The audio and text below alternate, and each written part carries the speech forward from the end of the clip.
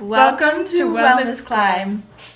Have you been having problems managing your time? That's what we're going to be talking about today. So we wanted to walk you through a day in the life of both of us. So Kendra will start us out. I can do that. What I do every morning is I get up out of bed at 4:45 a.m. I work out for an hour and a half with Megan, actually.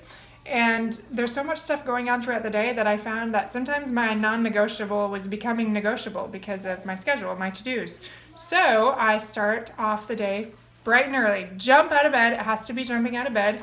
I put the alarm in the other room, my phone, so I can't silence it. I have all my stuff ready to go. And I go ahead and I go to the gym without even thinking about it. I don't give myself a second. I go to the gym for an hour and a half and I come home. And then for me personally, I have like my, people do meditation, spiritual things. I read scriptures, I journal, I take notes. I kind of like spiritually prepare for the day. So I do that for about a half an hour to an hour. And then I'm kind of on mom duty from that point on. I'll plan my day. So for about, that whole process lasts about an hour usually. And then, mom duty from about 8 o'clock until about 1. And that's like breakfast and lunch and running errands and doing all that stuff with my kids, helping them all get ready. Everybody, again, that schedule is going to be a little different. But after that, this is my other non-negotiable I have found for me personally over time is quiet time. So even though my kids are getting closer to being done with naps, I need quiet time. I get a little bit frantic if I don't take the time to... I think fussy is the right word. Fussy is definitely the right word. So if I don't have...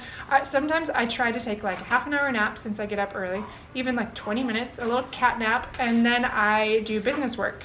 And anything that I need to focus on so I don't get mad at my kids, I do that for about 1 to 3 hours in that range, depending on how long my baby naps and how content my kids are. And then from then on, I try to be present with my family. So that as kids are coming home, I'm helping them with homework. I'm trying to be present with them and talking while I'm doing a healthy meal prep.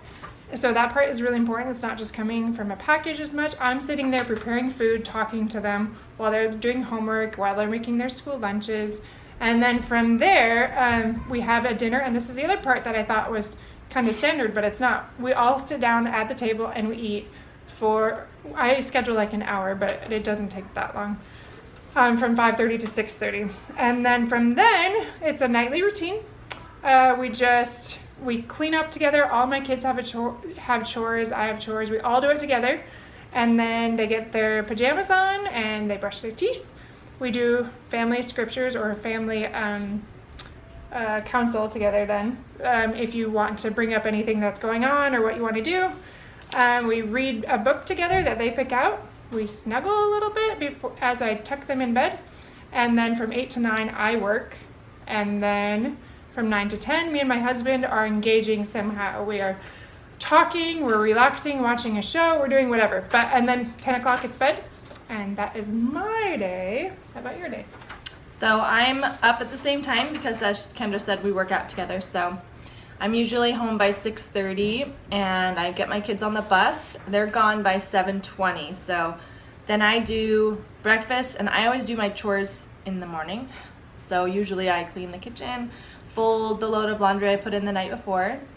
And then depending on the day, I have different obligations. So I'll go to another exercise class or usually I like to schedule about 3 or 4 hours in the morning of work, and then I have lunch 12 to 1 and then work again until my kids get home.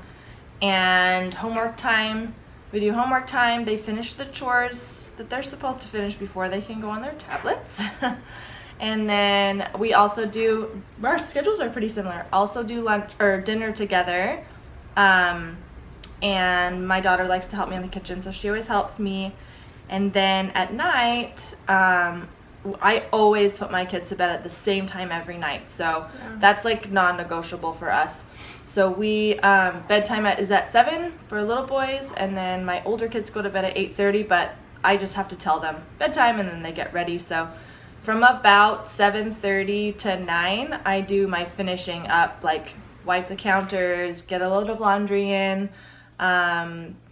I also run another business, so I'll package things that if I need to and put shipping labels on them. But I actually like to go to bed around 9, and when I'm in bed, I do scriptures. I practice my Spanish because I'm learning Spanish, and whatever last minute things at night that I've forgotten to do, maybe I need to send a message or something like that. But that's basically my schedule every day, so. That's amazing. It's amazing. I know. Best We are amazing. schedule ever. No, that's like the ideal run smoothly schedule. Obviously, there's stuff in between that can throw it off, but Yes. that's what we have found that works for us as we fine tune things. So it's about finding what works for you. And share your thoughts with us. Let us know in the comments below what you have found that works over time for you and how it runs best for you and your family to create optimal health and wellness. Thanks for joining us. See ya. Bye.